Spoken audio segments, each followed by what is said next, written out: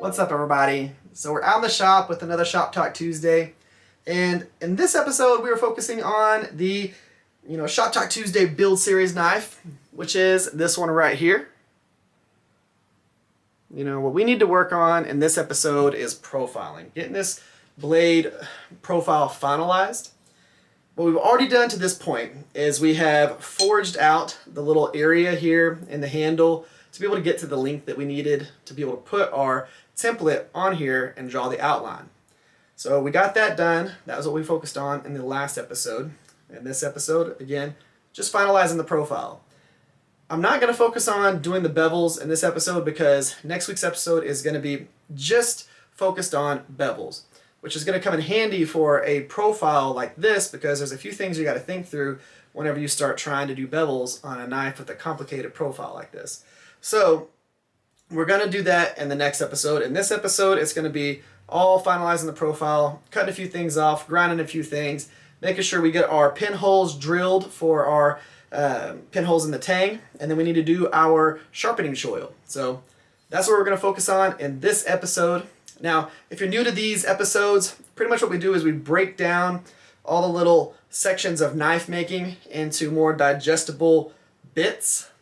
It's hard whenever you're trying to watch somebody who typically makes YouTube videos about knife making when they have a ton of time lapse, they have a ton of just going from section to section to section to section to section, and you're just trying to keep up and you don't really know what's going on.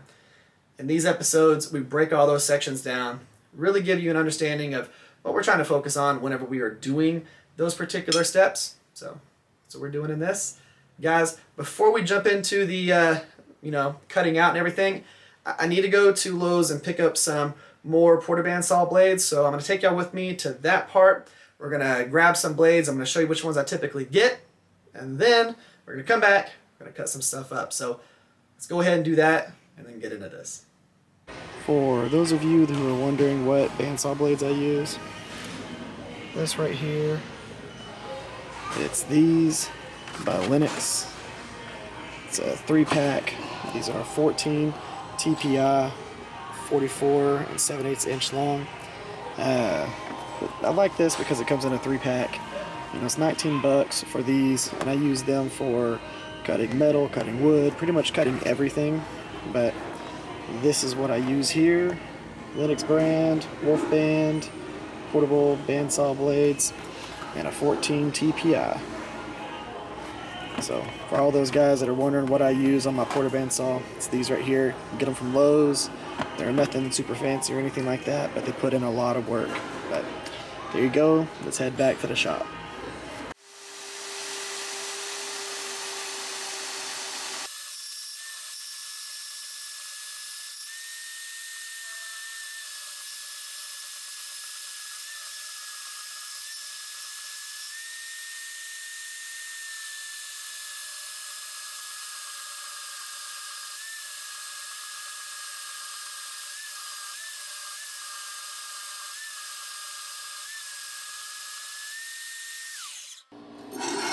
I just want to tell y'all that if y'all are on the fence about getting a porta bandsaw, y'all should definitely get one. I mean, look at how much work just that puts in on this. Now, I wouldn't say misconception with a lot of people is that you always have to forge everything to shape. That's not the way that it always needs to be. It is good to be able to have forging skills, to be able to do things like draw out things like this area right here, to be able to get as much material as possible, so that if you are cutting material off, it's these little bitty bits like this. We didn't have to cut off huge sections or anything like that, which if we were doing pure stock removal, we would have cut off a lot of this area right here, and that stuff would have just been sacrificed, as opposed to being able to forge some of this and having minimal amount of cut off or grind off whenever it's all said and done. So just with the porta bandsaw, I've been able to get this blade to this shape. Now we're going to go ahead and finish cutting off a few of the things. But like I said, if y'all are on the fence by getting a porta bandsaw, just pull the trigger, get it. This is not an expensive tool. You know, with the whole entire everything that I have set up right here, it's probably about $160, which to some people that might sound like a lot, but for the amount of time that this saves you is just, it's a no-brainer getting something like this. And I will tell you, some of the things you need to think about are whenever you're doing this, you do not try and force this in here if your blade is starting to dull. If it's starting to dull, just get another blade, put it on here, because you'll risk snapping this and running your hand into it, because at a certain point this is going to start warping and it will snap and you're just going to pop through it, or you'll be pushing so hard into it that whenever you finally get through that area, your hand's going to jab into this blade. So just don't get to a point to where it's so dull that you're having to just fight it. You shouldn't barely have to put hardly any work into this. It does all the work for you. You should just be barely putting any pressure on here and working it through. So a few things to think about, and something to definitely think about, which is scooping up one of these. This is a cheapo one, Bauer, Harbor Freight.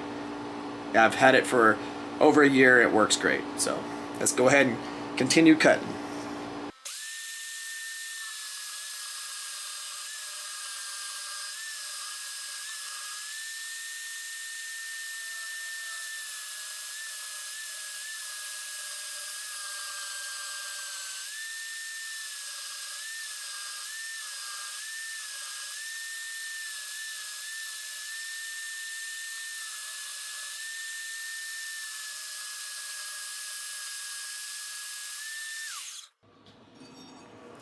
So there you go. There is our profile right there. Now we just need to go through on the 2x72 and start cleaning up some of these areas, but that already feels awesome right there. We just need to start refining this with the other tools. So what we're going to be doing right now is using a 36 grit belt on the 2x72. Now this is a used belt. This is one that we've already used for profiling and things like that. Now the reason why you would use a used belt versus a new belt is if you start trying to grind this into here with a brand new belt, this edge right here is going to start shaving off all that grit. Where it's 90 degrees right here, it'll shave off all that new grit and it will decrease the life of your belt. Typically you want to use your new belts for whenever you start doing bevels, because it's not as rough on the belt. But we're going to use this belt right here. It's been used for a little bit, and I'll tell you the difference between a belt that's been used a little bit versus a belt that's been used a lot. If you're using a 36 grit belt that you've been using for the last year, you're really just putting in more work for no reason. I've used this to work on a couple of knives. That's about it. Belts are meant to last, but not to last forever. So we're using this one. You're going to see me going back and forth, hanging it off of the edge of the platen here, because whenever we start doing that, it's going to let us start rounding some of the edges, because whenever you hang it over and that slack's hanging out here, it lets it bend around the edge of the platen, as opposed to having this 90-degree angle right here. And it just gives us a little bit of flexibility. So let's go ahead, start this up, start profiling.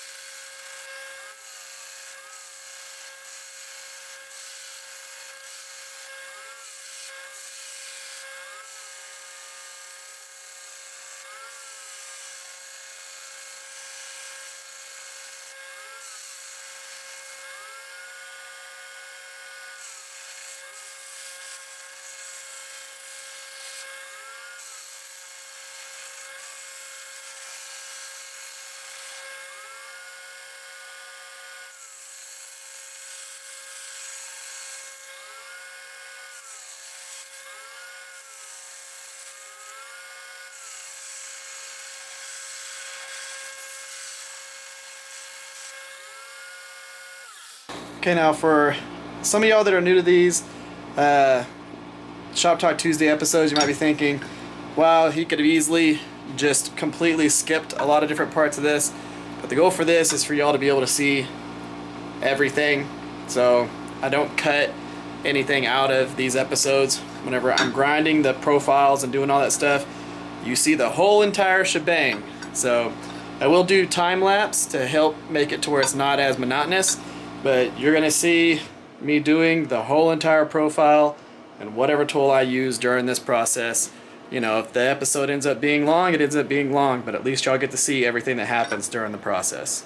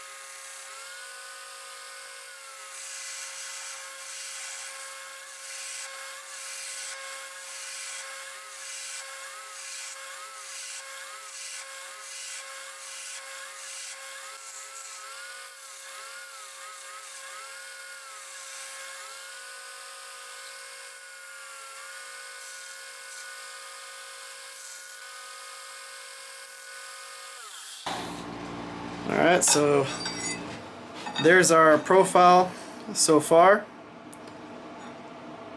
It's hard to get that in the, let's see here, just pull y'all out here. There's our profile so far. It's really looking good. That feels comfortable in the hand right there. Really am digging that. But that's where we're at so far. Now we need to do a few things like drill our hole for our sharpening choil and then drill a couple of holes for our pins. Now I don't know yet. I might do a pin, a lanyard tube, and then another pin up front, and just run 2 pins and 1 lanyard tube. I think that's what I'm going to do.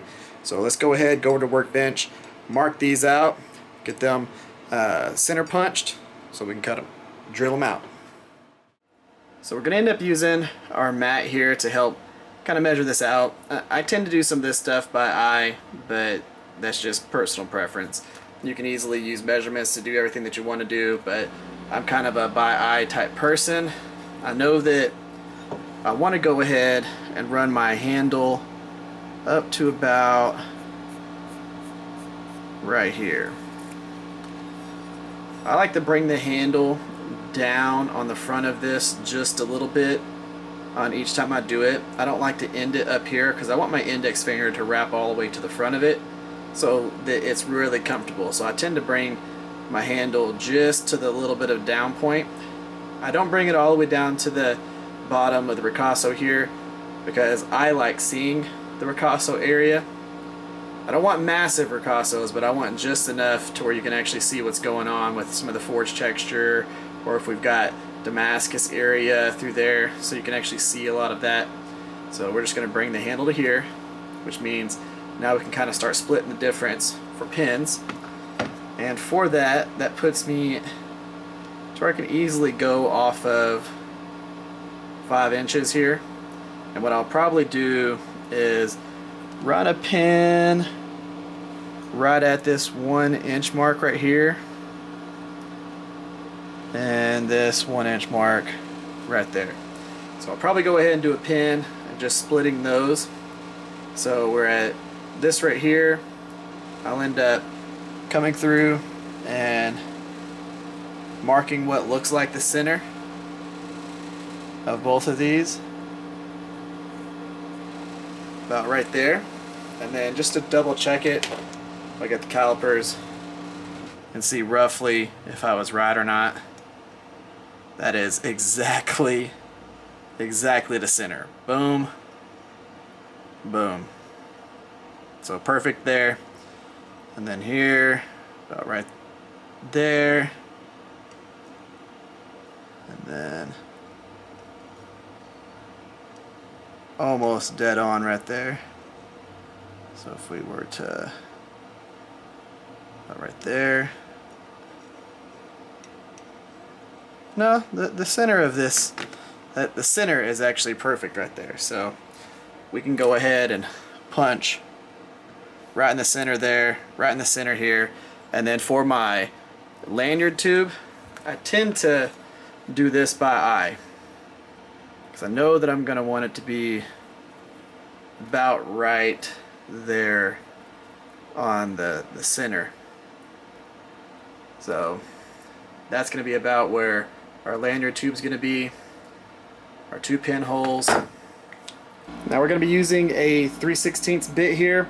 This is a Cobalt bit, not Cobalt the brand, but Cobalt the material. And this is a little step bit that we have here. It's got a smaller little bit on the front of it, and then it goes out to a 3/16. So I tend to like using these because it helps drill through a little bit easier.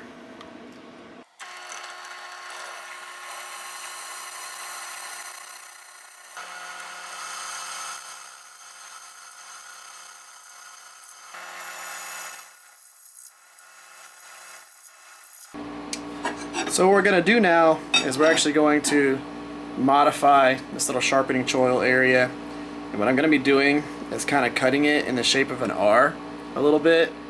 I saw this on one of the guys that I follow, and he follows me, Blake Partheny.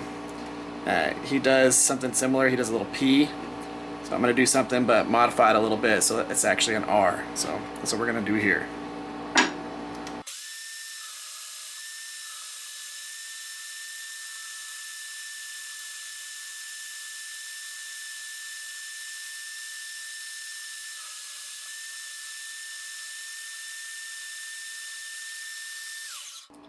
You can see it right there. Now if you're wondering why an R, it's because my last name's Rivers. Hence the Rivers Experience. So that's what we did there. I think that's going to look pretty cool whenever we get it all done up with the profiles and everything.